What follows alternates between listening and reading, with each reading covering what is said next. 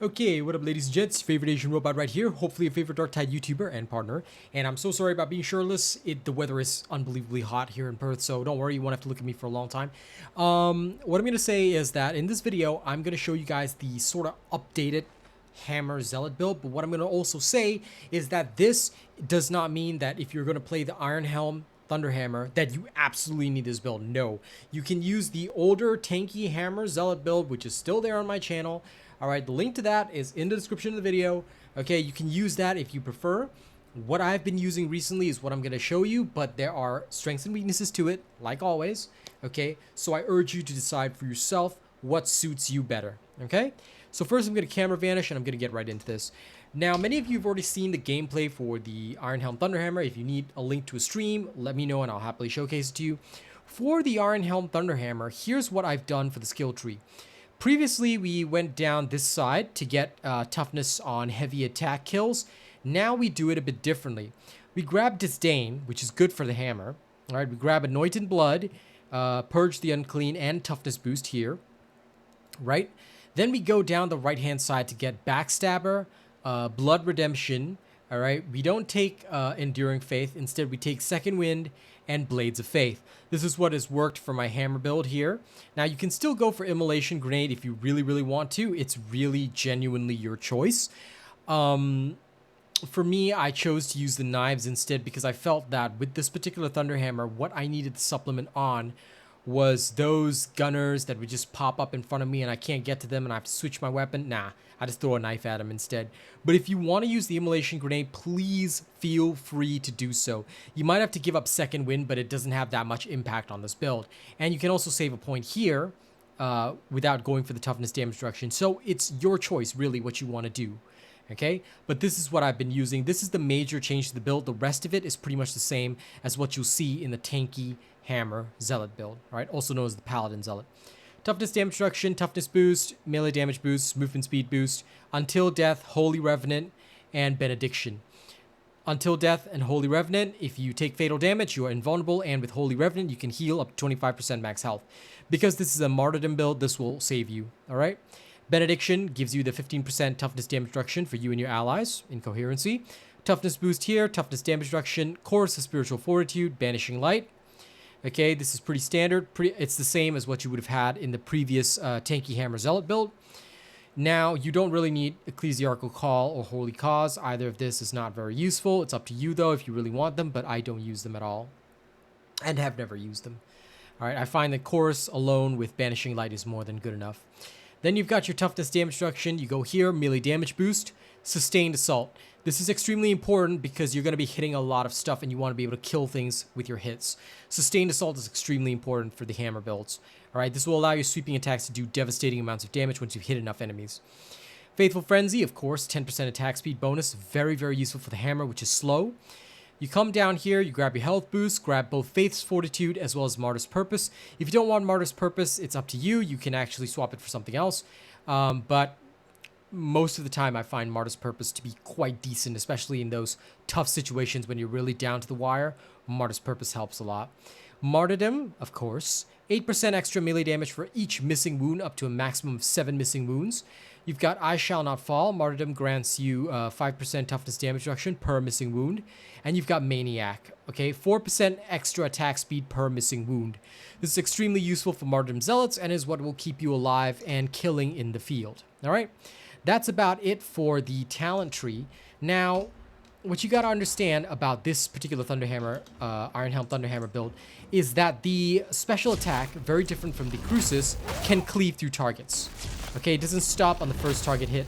So you can actually use it for a bit of AoE. This means that you can actually strike elites through targets. It's hard to demonstrate in the meat grinder, but if you've seen streams where I do it, all right, you'll be able to smack them down with no real issues. So don't hesitate, all right? Don't hesitate to use your special. That being said, the pattern is a little bit weird. If you guys recognize the Ironhelm pattern, it goes sweep, sweep, and then strike down. However, the way that we normally do things is sweep, sweep. If you're not ready to charge your attack, do a push attack, and then just sweep again.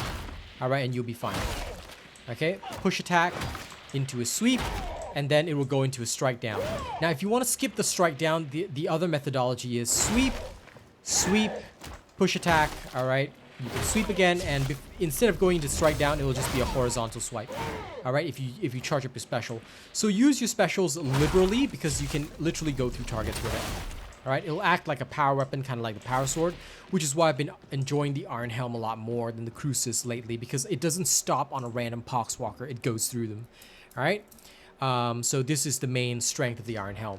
Now, in terms of your equipment is going to be pretty much the same as what you would have seen in the Crucis Thunder Hammer build. Just that now we have an Ironhelm instead. Okay, so for the Ironhelm Thunder Hammer, here's what I've rolled on it. Penetration, very low. You might say, wait, what's going on here? Isn't penetration important? Yes, it is. Except that, take a look, the hammers have equal stats. With 55% penetration, right? You've got light attack damage versus flak armor 76% and heavy attack damage versus flak armor 76%.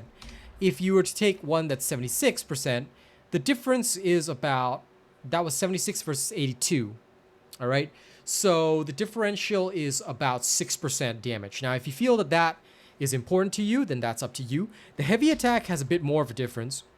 So here, the heavy attack, the light attack versus carapace armor 20%. Heavy attack versus carapace armor is about 41%.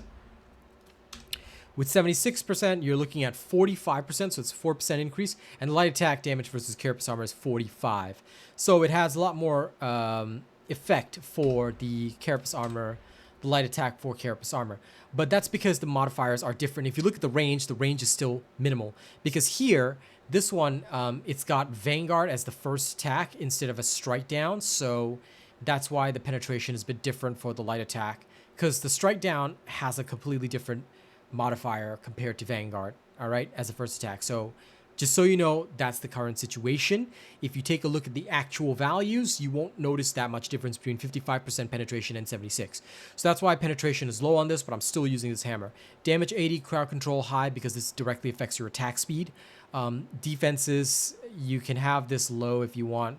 It really only affects your sprint cost, and realistically, you're not going to get that much value out of it. So a defense is above 55 is good enough, but I happen to roll it this way, and that's fine. I'd rather have had penetration, but I didn't have enough time to re-roll this, because what is more important is your blessings and perks, okay? So stat-wise, just make sure your first target's high, your crowd control is high, damage is high. Defense and penetration don't need to be that high, all right? So these two are technically your dump stats. In terms of your blessings, this is much more crucial. You're going to need thrust 4, all right? This is pretty standard for any of the Thunder Hammers. And the other one is variable. You can use Slaughterer, you can use Head Taker, you can use whatever you choose.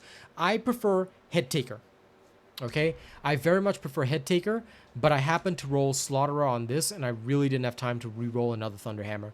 So this is what I've actually been using in Auric Maelstroms and Damnations, and it's working just fine. So yeah, I would, like I said, if you can get Blessing Tier 4 Head Taker, and you will pretty much do better than with Slaughterer. But I mean, again, up to you. Okay, for perks, you must have Unyielding Enemies. Why? This is what affects your boss damage. Okay, the other thing, you can have whatever you want to roll. For me, I chose melee damage elites, and that's what I've gone with for the hammer. Now, for your combat shotgun, I'm still using the Cantrail Mark 9. There's a skin on it, but yeah, the Cantrail Mark 9 works just fine. Unyielding Enemies and Specialists were my perks of choice. Unyielding Enemies was the one that I actually rolled. Damage to Specialists was the one that it came with, so I didn't really change anything else here. No Respite and Full Bore at rank 4 is important. Damage, mobility, ammo, stopping power. What is crucial here is damage, ammo, stopping power. These three are usually the most important. Mobility doesn't need to be that high. Stability, I don't really worry about it too much. A lot of people do worry about it. For me, anything above 60 is good enough, but that's me. If you find that you need more stability, go ahead for it. All right, mobility is most likely going to be your dump stat. I happen to get 80 on this. Haven't changed this shotgun for a very long time. Okay, but stopping power, damage at 80, that's really good. And of course, ammo being high is good because it gives you more ammo in your magazine and more in your reserve. Okay. That's it for the combat shotgun. In terms of your curios, here's what you're going to need. I'm still using the same build as I had before for the tanky hammer Zealot. Wound, wound, stamina. In terms of your wound curios and in terms of your stamina curio, I've got damage resistance gunners, all right, on all three of them. This is a bit of a change from the veteran and the psyker, where I don't actually put damage resistance gunners all the way up to 3. But for the Zealot, I find it more crucial to have all 3 having damage resistance to gunners, because your Zealot is kind of vulnerable compared to, like, say, the Ogryn. The Ogryn can charge in, so can your Zealot if you're using Fury of the Faithful, but on this you're not. So for me, the damage resistance is absolutely crucial. I keep messing up that word, I swear to God. I'm so sorry, guys. Anyway, the DR is extremely important, the damage resistance. It's extremely important, so I use that on all three. Now, for your max stamina, I've got toughness, regeneration, speed. Just one is good enough there. I've got max health as my other perk. Combat ability regeneration, I rolled on both of these. And stamina regeneration is also rolled on both of these. If you ask me my personal preference, I would rather have combat ability regeneration across the board on all of them. But since I wasn't lucky enough to roll another 3 stamina, this is what I've got, and it's working just fine. Ideally, though, having combat ability regeneration on all of these would be fantastic. If you really don't need the toughness regeneration speed, feel free to dump that for combat ability regeneration. I like to have just one because it helps me in coherency, but it's realistically not very necessary, so make your own choice based on what you feel you need. Why doesn't the Zealot need the toughness regeneration speed? Number one, you're going to regenerate most of your toughness via being in combat through blood redemption, second wind, and all that. And if you do get in trouble, you've also got your chorus of spiritual fortitude. So adjust this as you need. I would rather have the faster cooldown because the chorus has a cooldown of 60 seconds. So if you were to get 12% combat ability regeneration, that shaves off a total of, well, slightly higher than 6 seconds. So that means that you get it 6 seconds sooner than you would. It might not sound like a lot, but in the field, that is a lot faster. And over the course of a match, that means more choruses. All right, so do consider that and think about it. All right, I'll leave the choice to you, though. That is it for this build, and that is it for this update. All right, for those of you that are interested, please do check out the streams where I have used this build, because it is quite essential that you guys check that out, have a look-see, and also understand, you know, how we played this build, why we played it the way we did. All right, if you at least watch the streams where I've demonstrated this, and I'll happily link you to any of the streams where I played this, you will literally see checking out the Ironhelm Thunder Hammer in the stream title, so you should be able to find it. Basically, this has been... it has been eye-opening. So one of the viewers actually was the one who told me that the special attack on the Ironhelm cleaves through. Previously, I did not like the Ironhelm at all because of the pattern. And once they taught me how to cancel the strike down, I actually started to love the Ironhelm a lot more. And in fact, nowadays, I even use the strike down occasionally, not often, but I will actually use the strike down because it's pretty useful for getting through certain targets. So, you know, the Ironhelm is pretty fantastic and should not be underestimated. If you haven't tried it out, well, try it out now. But again, you can use this with the original Tanky Hammer Zealot build, okay? Don't feel like you need this particular build just because you're using the Ironhelm. Doesn't work that way, okay? I'm putting this out because this is what I'm using currently, but it's up to you to choose what you want. Okay, now, last but not least, let me thank, before we go, don't forget to like, share, and subscribe, of course, if you enjoyed my content. But allow me to thank all the lovely people who have supported us this month in February. Our top tipper is Nisk. Our top tipper list consists of Nina Loca, all right, Livin' La Nina Loca. Top super chatter, Alien Frost 80. Top super chatter list consists of Chanel Name. Top channel membership gifter is Vinny. Thank you guys so much. And here are the top channel members who have been supporting the channel. All right, starting right at the top, let's take a look right now. At the OnlyFan level, of course, we've got Nisk. For Plus Ultra, we've got Michael Washington, Arcane Silver, and Death Dawning. Thank you guys so much.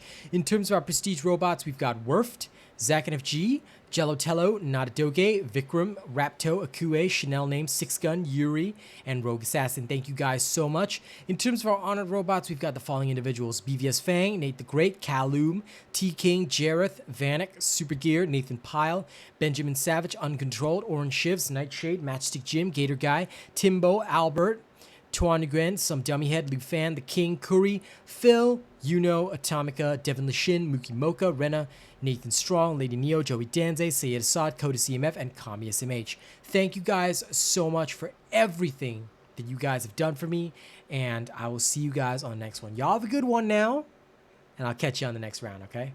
See you later.